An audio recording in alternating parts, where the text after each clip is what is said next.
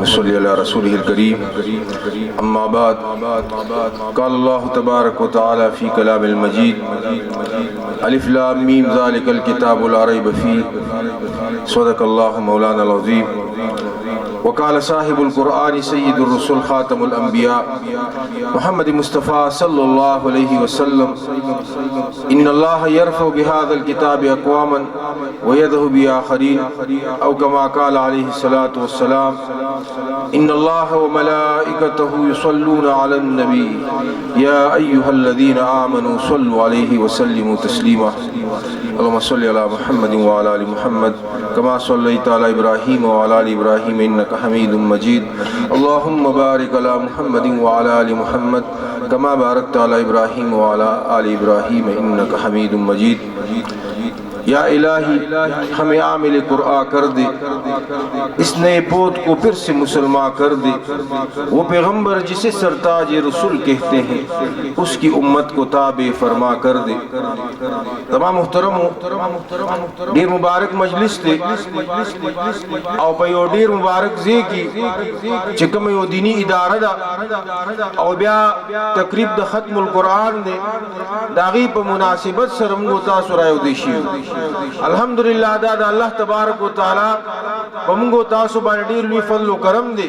چې الله جل جلاله مونږ په یو نیک مقصد کې په یو نیک کار کې او په یو دینی اداره کې راوځي زما محترمو نن دا د دې بچو برکت دی چې دې قرآن په خپل سینو کې محفوظ کو یا دې قرآن په ناظره باندې وي یا هغه بچیو چې کوم زمونږ د شوبې بنات سره تعلق ساتي هغه الحمدللہ قرآن وي هغه یاد کو یا په ترجمه وي یا په ناظره وي الحمدللہ دا د بچیانو برکات دي نن د دې د برکت موږ تاسو راوړي شي تمام محترمو الحمدللہ دا اداره په دې وخت کې زموږ مختلف شعبات کې لګیا د خدمت کوي په دې کې بنیادی طور باندې زموږ شعبه د حفظ ده چې الحمدللہ باغی کې زموږ 3 کلاسونه وي او باغی کې طلبه کرام تباقیدا اساتذه کرام هغه د قرآن د حفظ او دغه شان د تجوید او د ناظری هغه تعلیم او تربیت ورکړي زما محترم دي سره سره زموږ د شعبې بنات چې باغی کې د درس نظامی او د حفظ او د ناظری او ترجمه دا ټول شعبات الحمدللہ لګیا دي او په بهترین انداز سره الحمدللہ زموږ استاد بچي هغه پای کې علم حاصلې دام الله تبارک وتعالى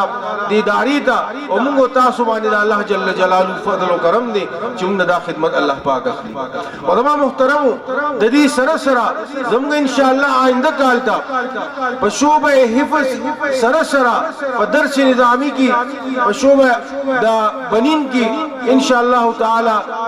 متوسطین تر درجه رابعه پورې الحمدللہ زموږ کتابونو اراده ده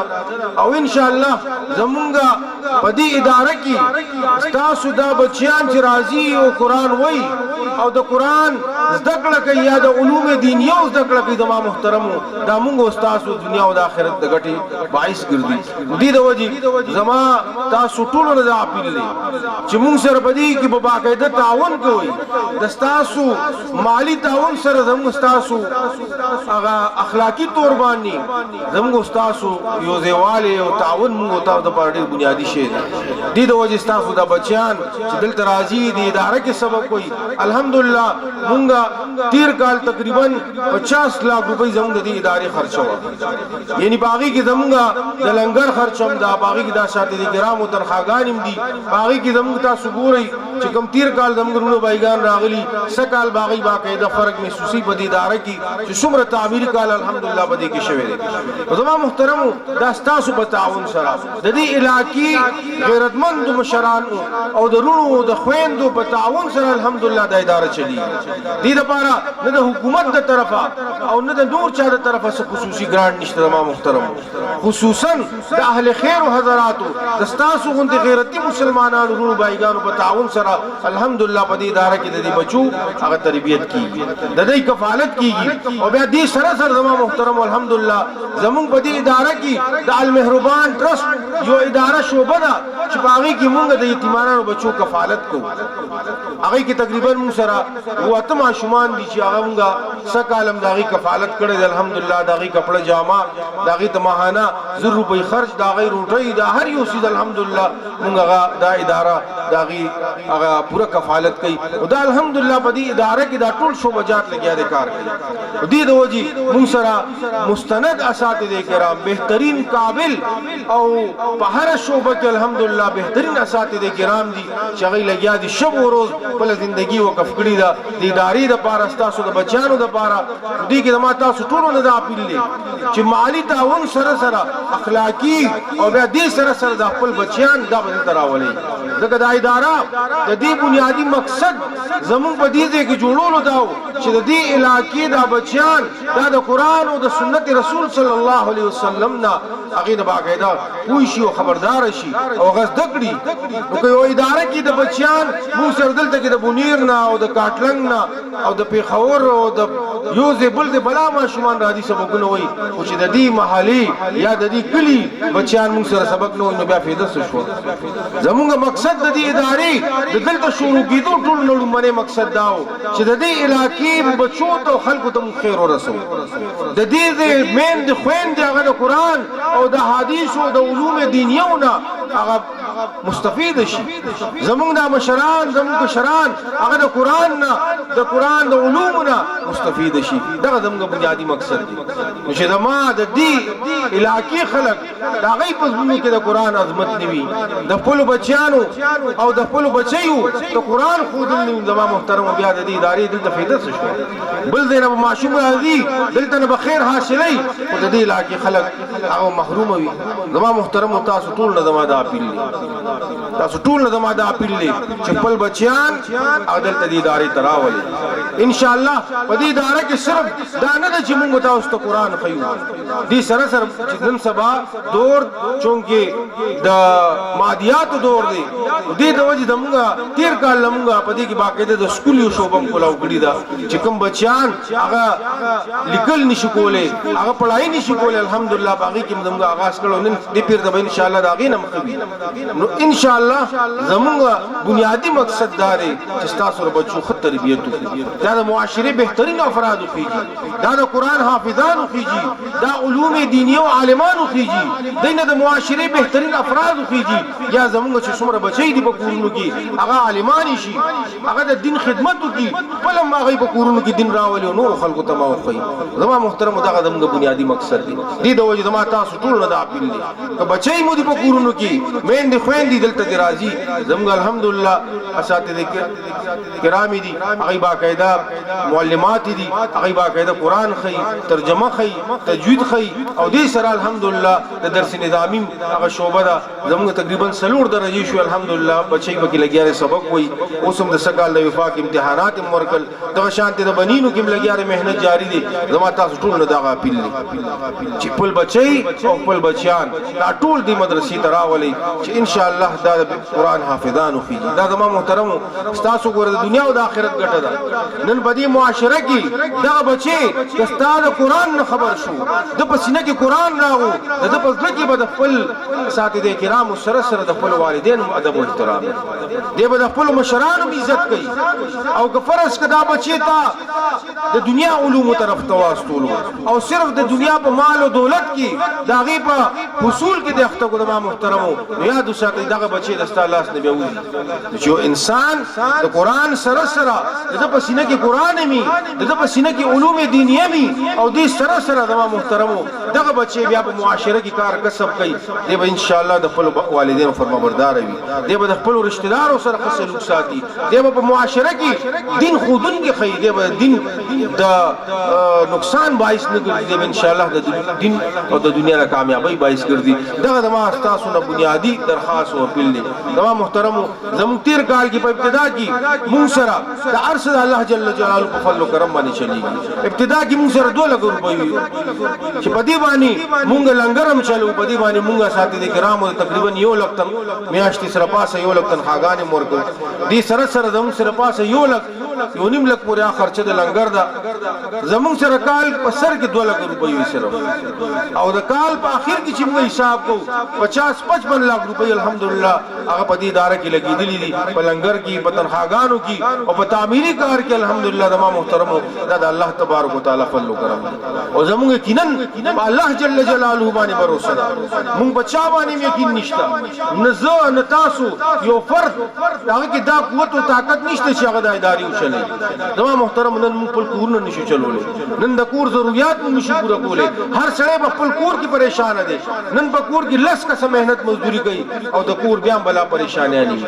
د کور ضرورت نه پوره کیږي په دې اداره کې شب او روز لګیا دی لنګر چلیږي طلباء او ته خوراک سکاک بندوبست هر یو شی کیږي الحمدلله زما محترمو یو ټیم بداسي نه راغلی چې زموږ د دې ادارې بچیان هغه چای نه اسکلي هغه روټۍ نه خوړلي یا زموږ د ادارې اساتذه کرام الحمدلله شرط بدانی شي چې دې ته تنخواه ملو شي دا الله تبارک وتعالى پوره کړی دا الله جل جلاله شرط رسول دي د زما محترمو زما تاسو نه دغه اپیل دي چې تاسو خپل بچي دلته راولئ دلته قرآن د زده کړې لپاره دې اداره کې داخل کړئ ان شاء الله تاسو نه موږ هیڅ اپیل نه کوو چې موږ سره مالی الله تبارک وتعالى نه موږ غواړو الله تبارک وتعالى ضرورت پوره کوونکی دی الله جل جلاله د رزق وعده کړی دا الله تبارک وتعالى د هر څه وعده کړی دا او ان شاء الله الله پاک مخکې پوره کړی دي اوس په الله جل جلاله دې د زما محترم د ادارې په اخلاص باندې چلیږي دا په تقوا للهیت باندې چلیږي دا په نمود نمایش باندې نه چلیږي دا په ریاکاری باندې نه چلیږي دا په اخلاص للهیت باندې چلیږي الحمدلله زموږ د ادارې هر یو استاد دې ته زما دغه اپیل چې اخلاص سره للهیت سره د دې طلباء خدمت کوي د دې سبق کوي د تعلیم او تربیت کوي صرف ذکر نه بلکې دغه بنیادی مقصد دی چې اخلاق هم دا بچی دي چې په معاشره کې دي چې د بدل کې د خپل والدینو عزت ادب او احترامي د خپل ورونو خويندو عزت ادب او احترامي د خپل رشتہ دارو عزت ادب او احترامي او د معاشره د هر فرد عزت د بدل کې وي الله بدا بچي بهترین انسان کیږي زما محترم دغه د تاسو نه اپیل دي او ان شاء الله دا روانه د اداره د الله تبارک وتعالى په فضل او کرم سره روانه ده او ان شاء الله الله جل جلاله دې ته نورم ترقی ورکړي او الحمدلله زما محترم د دې زی انتخاب د الله تبارک وتعالى د دې بچو د خدمت لپاره د دین د علوم دینیو د ترویج اشاعت لپاره کړي زموږ ماما اب تاسو پیژنئ احمد خان بادر ما ته یو ځل وی چې د دې زمکی د خرڅ ما یو ځل اراده وکړه او چې کله ما دا اراده وکړه کسانو سره ما خبره وشوه سبا باندې باغی ما ته بیان راکړي او شپې ما نیکو خوب کې وکړو حاجی عبدالحکیم سے الله پاک د غریب رحمت کی ډېر لوی خدمات دي چې کوم ځای کې هغه زمکه هغه سیدن ولته هغه جماعت نو په خوب کې مې هغه وکړو ما ته په خوب کې وپړه کې راغله چې ته د ازمکه ولې خرڅې زما محترمو زما ماما وایي چې د سار را پاسې د مو بیا دغه کسان زما حجرې ته راغل بیانې راړل ما ته یجي صاحب دا بیان موږ راړو د دې ازمکې دا خبره وي ما ورته وی چې دا چل دی ازمکه در خرڅو وي ما ته چې تاسو هم سره پرون خبره کړې وي ما ته بس ما خپل فیصله وکړه چې دا ازمکه نه خرڅو او بیا الله تبارک وتعالى کولا وخت ریدو د ازمکه الله جل جلاله چې د دین د پاره د انتخاب کړو د ازمکه ماما مونږ ته راکا چې کله مونږ ته راکا تاسو په الله یقین وکړئ هغه نیکو حاجی عبدالحکیم صاحب رحمت الله علیه هغه ما په خوب کې وکړو او چې کله دې اداره کې دا تعلیم او تربیت روان دي نو ما ته وی بچي وي زما دغه ځای پکار شو وي زما دغه ځای پکار شو حالانکه هغه د دنیا د خیر کار نه کړی زما محترم دا اداري دا صدقات جاریات دلته چې کله موږ د دې بنیادونه کنستل بعد مرګري براغ لیر بادشاہ صاحب دا ډېر قیمتي دي تاسو ضایع کو دا ډېر قیمتي دي زما محترم قیمتي الشي چې کله دلته قران او د احادیث علوم دینی او ترویج او اشاعت شو اوس دا قیمتي نن موږ تاسو دلته ناشو اوس دا قیمتي دي چې دلته قال الله او قال رسول تعلیم او تربیت کیږي او ذکر کیږي زما محترم دغه اصل کامیابی او دغه زموږ تاسو په قبر کې پکاري ځکه یو انسان دنیا ته همیشه د پاره نه راغلی مونږ تاسو دلته یو وخت د پاره راغلی او دغه ژوندۍ د چا 40 کال ده او د چا 150 کال ده څوک هم همیشه دلته د پاره نه راغلی دې ته زما محترمو دغه اصل زموږ کامیابی ده چې موږ د خپل ادارو سره دینی ادارو سره مساجد سره مدارس سره تبلیغی حضرات سره د دې دینی ادارو سره خپل نسبت جوړ دغه زموږ استاد سره کامیابی ذریعہ ده غنی زما محترمو دا وخت لیدون کې د روایتو کې راځي چې دا قبر کې میت پروت دی د 2 رکعات نفل تمنا کوي عبد الله ابن عمر رضی الله عنهما یو ځل بلاره تیرېدو خادم وسره دی په خپل اسماني سور دی یو قبر راغو هغه قبر چوکته ولته ودرېدو یو خواته 2 رکعات نفل وکړ خادم وته چې تاسو غنن یو عجیب غونډه کارو حضرت عبد الله ابن عمر سی بده فرمایي چې ما کله دا قبر کو ماته د رسول الله مبارک یو حدیث را یاد شو حضور علیه الصلاۃ والسلام نو اوریدلی دي رسول الله مبارک فرمایلی چې دا میت په قبر کې خودی شي د 2 رکعات نفل تمنا کوي چې کاش ماته مکمل او شي د 2 رکعات نفل زما محترمو هغه قبر چې کوم ځکه به د اعمال محاسبه کیږي الته بیا اعمال زموږ کار نه کوي الته کې بیا زموږ هیڅ کار نه کوي نن دلته دا دنیا دارالعمل دی دلته موږ سوکل بیا به الته الله جل جلاله دا غي ته بدل راکړي دا قبر دا قرآن چې د چا په سینه کې وي چا د علوم دینیه اوس دکړه کړی وي زما محترم دغه قرآن به د بار په قبر کې شفاعت نن کدا بچي قرآن په سینه کې محفوظ کو د والدینو د خاندان د لپاره فخر دی په دنیا کې مباخره زما محترم رسول الله مبارک په زمانه کې د مدینه منورې نه بهر یو کس هغه پاتې کېدو خصوصیات د رسول الله مبارک مجلس ته نشو راځي صحابه په ځل کې د قرآن دومره عظمت چې کومه قافله به د مدینه منورې نه راوته نو دغه کس به د کور نه وروت وغلارې ته او قافلې والا نبی تاسو کو چې تاسو د رسول الله مبارک نه صد قرآن حصہ ورېدلی ماته پدې دي کې هغه به قرآن ځان سره بلا حصہ د قرآن غزان سره محفوظ کو یاد زما محترم دغه شان د عبد الله ابن عباس سے رئیس المفسرین دی هغه معشوم چې کله د رسول الله مبارک د دنیا نه تشریف وړو زما محترم هغه عبد الله ابن عباس یو صحابي کوړته دي د علوم دینیه او ذکر کوي د علوم حصول کوي الحمدلله عبد الله ابن عباس ابن الله تبارک وتعالى څومره کار واغښت نن رئیس المفسرین په نوم باندې غیادي نن الله تبارک وتعالى د قرآن علوم بلکې په روایتو کې راځي عبد الله ابن عباس سے فرمایل کہ زما د پړم مرک شو وزه د قرآن په ذریعہ سره ته معلوم کول شي دومره الله تبارک وتعالى غتر قرآن علوم ورکړه زما محترمو د قرآن سره نسبت جوړول پکار دي دا قرآن رسول الله مبارک فرمایي ان الله يرفع بهذا الكتاب اقواما ويذهب باخرين الله جل جلاله د دې قرآن په ذریعہ سره ډیر خلکو ته عظمت ورکړي عزت ورکړي او ډیر خلک الله رو ورکړي چې کوم خلک په دې سینه کې پسله کې د قرآن عظمت ساتي د قرآن احکامات په خپل ژوندۍ کې راولي دا په عمل کې راولي زما محترمو هغه انسان ته الله تبارک وتعالى عظمت او عزت ورکړي نن په معاشره کې د مسلمان حالت ولې دومره ښکته دی مسلمان ولې دومره کمزوري دی دا غي وجه دارا چې نن قرآن ته شا کړی دی زما محترمو قرآن موږ ته حکم کوي واقیموا الصلاه سحر مسکی سوق دي الله حکم د قرآن الله حکم کوي چې موږ کوي سوق مسکی دا الله حکم دی واتو زکات سوق زکات ورکړي په معاشره کې څومره خلک زکات ورکړي قرآن موږ ته حکم کوي چې خپل کې تعلق جوړ کړي رشتہ داری قائم کړي سوق رشتہ داری لګیا رہا سړی قرآن موږ ته حکم کوي روزه نیسي رمضان مبارک میاشت روانه ده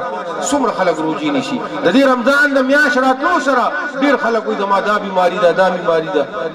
زما محترمو د روزي نه روګرداني دا شانتي د قرآن چې کوم حکم دی زما محترمو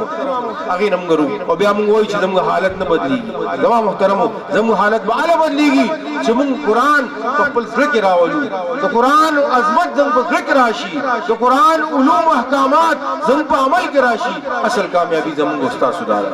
الله جل جلاله زما محترمو په دې باندې موږ تاسو ته عمل کولو توفیق راکړي زموږ د تاسو اصل کامیابی دا ده چې موږ تاسو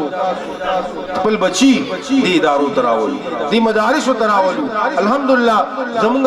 او د تاسو دغه بچیان چې قرآن زده کړي زما محترمو زموږ دغه بچیان چې علوم دینیه زده کړي د عالمان شي ان شاء الله دا به زموږ استاد لپاره فخر باعث دا به زموږ استاد د دنیا او د آخرت د کامیابی باعث ان شاء الله. زما مقصد د تقریر وګدواله نو بلکې زما مقصد تاسو ته د دې ادارې د دې شوبجات متعلق او د دې ضرورت متعلق خبره وا او دویم مقصد مې دا و چې زموږ د کوم علما روان دي الحمدلله غي مرو رسیدل ان شاء الله. اکبر علي صاحب هغه حقانی صاحب دامت برکاتهم هغه د بنیر د تشریف وروړي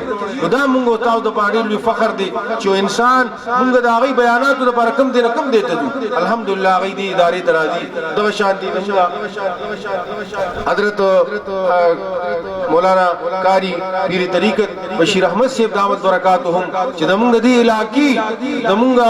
د دې پورا علاقې فخر دی الله تبارک وتعالى هغه موږ تاسو د لپاره سعادت دی چې هغه دلته تشریف وروړو والحمدلله دا زموږ استاد لپاره چې دا کابر دا علما دا بزرګان دین دلته تشریف وروړي زموږ محترمو دا زموږ استاد لپاره د فخر ذریعہ ده چې دې بیانات موږ مستفید شو. زموږ بنیادی مقصد دا دی الله تبارک وتعالى دی په دې باندې موږ تاسو ته عمل کولو توفیق راکړو. زموږ حضرت قاری صاحب دامت برکاتهم تشریف وروړي زموږ لپاره ډېر د فخر خبره ده. زموږ د دې نسبت او تعلق